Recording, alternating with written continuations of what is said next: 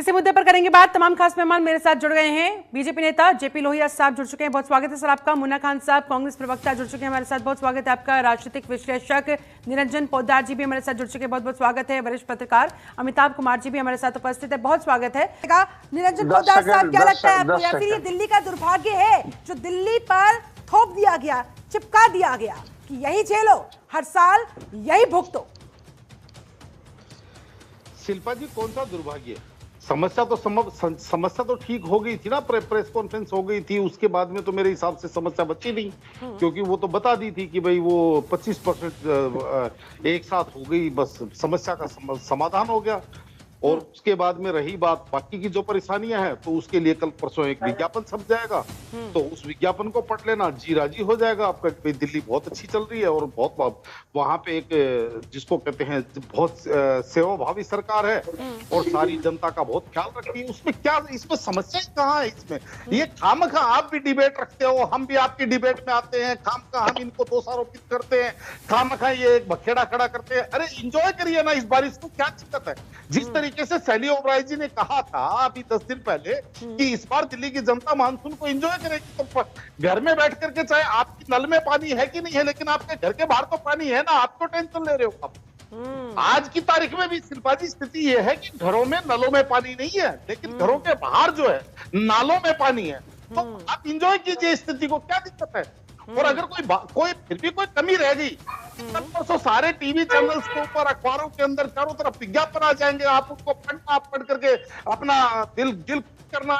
और रही बात यहाँ पे भारतीय जनता पार्टी आम आदमी पार्टी की, तो ये आपस में ये जो जिसको कहते हैं लॉन टेनिस का गेम चलेगा भाई। जैसे इधर ये जो पोद्दार साहब, अभी चिराग शेट्टी साहब स्क्रीन पर दिखा रहे थे कि सिर्फ दिल्ली की बात नहीं है, गुड़गांव और नोएडा में भी ऐसे ही हालात हैं, यानी कि टॉपिक ट्रांसफर का काम हो रहा है कि हम नहीं भाई, तुम भी उसी ट्रैक पर, उसी कैटेगरी में, मतलब कोई दूसरा आदमी। हाँ देखिए शिल्पा जी, ये भी मैं बोलना भूल गया था। और बाकी इससे भी ज्यादा अगर आपको समस्या लग रही है तो हम बता रहे हैं, आपको खुदाम चाहिए वहां भी देखिए, आप जाइए नोएडा के अंदर, वहां जाकर के भी देखिए, आप जाइए हरियाणा के अंदर, वहां जाकर देखिए, वहां भी पानी भरा हुआ है।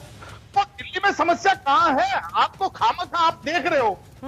भाई कहने का तात्पर्य, समस्या का समाधान तो हम आपको बता रहे हैं ना, ये बता रहे हैं ना हमारे को समस्या का समाधान। फिलहाल तो पोद्दार साहब आपकी बात सुनकर यही लग रहा है कि भाई घरों के बाहर पानी है, अपनी अपनी नाव निकालिए और नाव पर सवार होकर ऑफिस जाइए, क्या पोद्दार साहब? देखिए शिल्पा जी, मेरा ये मानना है कि जिस तरीके से आप जब जनता के सामने जाते हैं, वोट मांगते हैं, बड़े बड़े दावे करते हैं, तो उसके बाद में ये जो अभी आज जो जिस समस्या के ऊपर हम डिबेट करने के लिए बैठे हुए हैं, आप यकीन मानिए मेरे हिसाब से अभी पूरा हफ्ता भी नहीं बीता होगा, आप ही के चैनल के ऊपर भी पानी की समस्या को लेकर के हम लोग डिबेट कर रहे थे। और उस दिन भी मैंने कहा था कि मैं ज्यादा से ज्यादा 8 से 10 दिन के अंदर अंदर हम दिल्ली के जल थल की दिल्ली को लेकर के हम इस समस्या के बारे में चर्चा करेंगे। और शिल्पा जी, आज मैं फिर बड़ी जिम्मेदारी के साथ आपके चैनल के ऊपर कह रहा हूं कि आने वाले 3 महीने बाद में हम दिल्ली के अंदर पॉल्यूशन, यानी कि यूं कहें कि दम घुटती हुई दिल्ली के ऊपर चर्चा करते हुए दिखेंगे। ये भी मैं आज आपको एक बार दोबारा से बता देता हूं। अब मुझे एक चीज समझ में नहीं आ रही कि जो चीज एक आम आदमी को पता है, जो चीज मेरे जैसे एक सामान्य व्यक्ति को पता है, वो चीज क्या सरकारों को क्यों नहीं पता होती? मंत्रियों को सरकार में बैठे हुए, विधायकों को सरकार में बैठे हुए,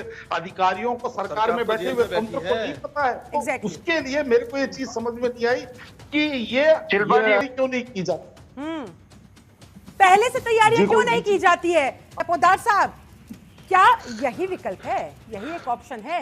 इसी से क्या राहत मिलेगी? जिस ट्रैक पर सरकार चल रही है, आम आदमी पार्टी जिस प्लानिंग के साथ आगे बढ़ रही है, इज दैट एप्रोप्रिएट, या फिर इससे कुछ होना जाना नहीं है?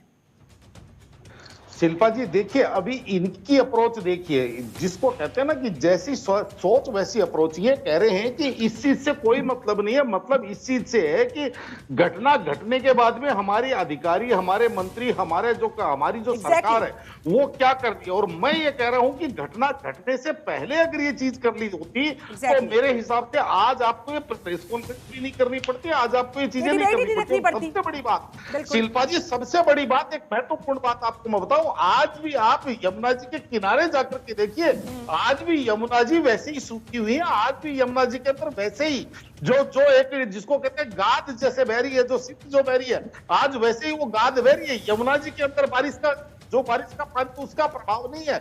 यानी कि सीधी सी बात आप ये समझ लीजिए, टियर 1, टियर 2 और टियर 3 के जो भी नाले नालियां जितनी भी हैं, सारी की सारी चौक हुई पड़ी है। इस चीज से प्रमाणित होती है। वरना तो यमुना जी के गेट खोलते हुए जैसे ही अगर वो शिवरों के गेट खुलते, यमुना जी के अंदर सारा का सारा पानी आ सकता था। लेकिन वास्तविकता ये है कि जो ये कह रहे थे कि हमने 50% काम कर लिया, हमने इतना काम कर लिया, उसके अंदर आप ये समझ इसलिए लीजिए तो सुनकर और ये गिरा है, तस्वीरें तो देखने के बाद, पोल खुलने के बाद ये सवाल जहन में आता है कि अगर आम आदमी पार्टी इतना ही अच्छा काम करती है तो फिर कभी वो बीजेपी के ऊपर आरोप लगा देती है, कभी वो बारिश के ऊपर आरोप लगा देती है। जरूर बहुत बहुत शुक्रिया आप सभी खास मेहमानों का मेरे साथ इस चर्चा में जुड़ने के लिए, समय निकालने के लिए। चलिए इसी के साथ इस खास कार्यक्रम में फिलहाल बस इतना ही।